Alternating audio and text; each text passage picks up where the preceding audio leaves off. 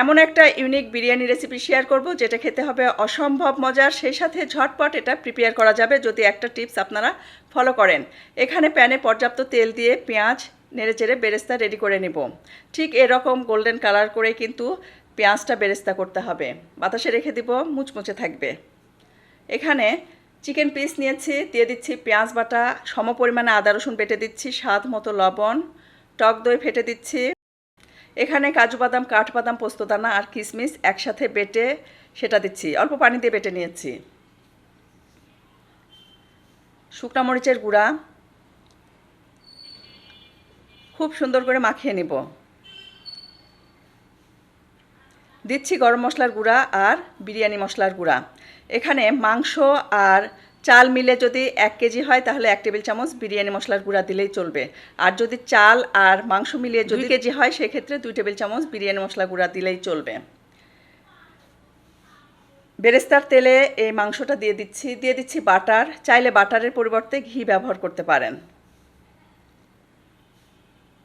Pan ধুয়ে অল্প পানি দিয়ে দিচ্ছি, ঢাকনা দিয়ে ঢেকে এটা জাল দিব। যখন পানি শুকিয়ে গেছে মাঝে মাঝে কিন্তু আমি ঢাকনা খুলে নেড়ে দিয়েছি।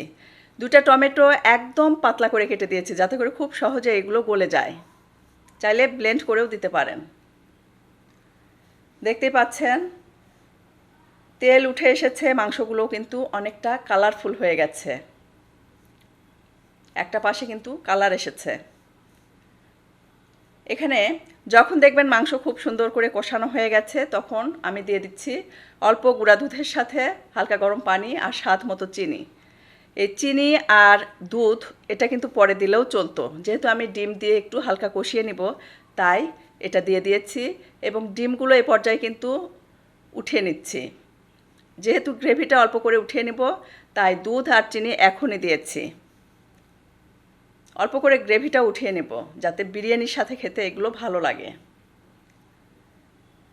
ডিম দিয়ে কিন্তু খুব বেশি আমি জাল দেইনি, 2 মিনিট নেড়েচেড়ে নিয়েই কিন্তু আমি উঠিয়ে নিচ্ছি।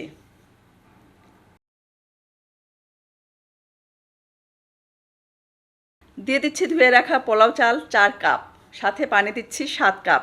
যেহেতু চিনি গুঁড়া চাল বেশি পানি দেওয়া যাবে না। বিরিয়ানি মশলার গুঁড়া আবারও একটু দিয়েছি 1 টেবিল চামচ মতো, আর লবণ দিয়েছি স্বাদ মতো।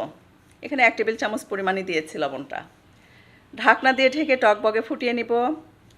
যখন দেখবেন পানি অনেকটাই কমে গেছে ঠিক এরকম, সে পর্যায়ে কিন্তু আমি এর ভেতরে কাঁচা পাকা মরিচ দিয়েছি। ঢাকনা দিয়ে ঢেকে লো ফ্লেমে রেখে দিয়েছিলাম 15 মিনিটের মতো। দেখতেই পাচ্ছেন এটা কিন্তু আমার হয়ে গেছে। উল্টে পাল্টে একটু মিশিয়ে নিব।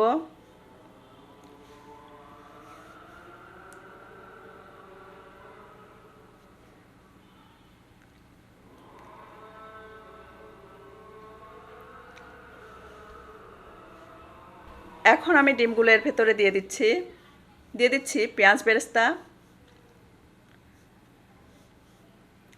আর খাওয়ার জন্য একদম রেডি হয়ে গেছে।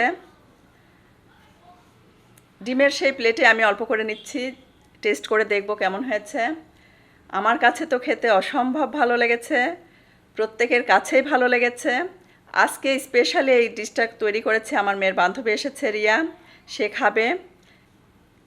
এখানে সালাদ দিয়ে খাচ্ছিলাম, আমার কাছে খুব ভালো লেগেছে। ডিম যখন বিরিয়ানিতে দিবেন অবশ্যই ডিমগুলো কিন্তু অল্প সিদ্ধ করে নেবেন, ঠিক এরকম। এই অল্প সিদ্ধ ডিমগুলো কিন্তু খেতে খুব ভালো লাগে, সেই সাথে অনেক বেশি হেলদি, হজম হয় খুব সহজেই। ঝটপট বিরিয়ানি রান্না করতে হলে অবশ্যই একটা টিপস আপনাকে ফলো করতে হবে, সেটা হচ্ছে বিরিয়ানি মশলার গুঁড়াটা রেডি রাখতে হবে। তাহলে যে কোনো সময় ইজিভাবে এই টেস্টি বিরিয়ানিগুলো কিন্তু নিজেরাই ঝটপট রেডি করে নিতে পারবেন। আম্মু তুমিও কথা বলো। রিয়া বলো কেমন লাগছে তোমার খেয়ে? খুবই ভালো।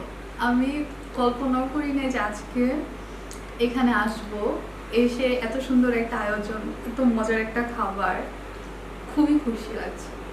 Thank you very much. আসলে তাৎক্ষণিকভাবে এটা প্রিপেয়ার করেছে মেয়ে।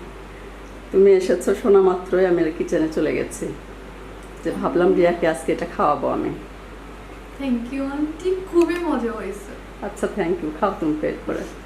দিয়ে দিচ্ছি 1/3 কাপ ধনে, 1/4 কাপ জিরা, 3 টেবিল চামচ মৌরি, 1 টেবিল চামচ শাহি জিরা, 1 টেবিল চামচ সবুজ এলাচ, হাফ টেবিল চামচ লবঙ্গ, 1 টেবিল চামচ গোলমরিচ, 1 টুকরা দারুচিনি, 6টা তেজপাতা টুকরো করে দিচ্ছি,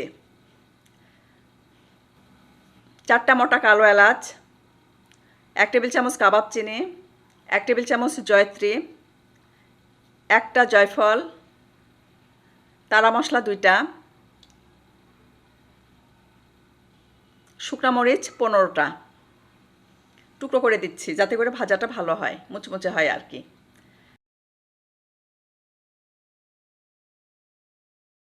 সব কিছু একসাথে হালকা ভেজে নেব। ভাজা হয়ে গেছে, গুঁড়া করে নিয়েছি। ভিডিওটি ভালো লাগলে অবশ্যই লাইক কমেন্ট আর শেয়ার করবেন। ইনশাআল্লাহ আগামীতে আবারও দেখা হবে নেক্সট কোনো এপিসোডে নতুন কোনো রেসিপি নিয়ে। সে পর্যন্ত সবাই অনেক বেশি ভালো থাকবেন, আমাদের জন্য দোয়া করবেন। আল্লাহ হাফেজ।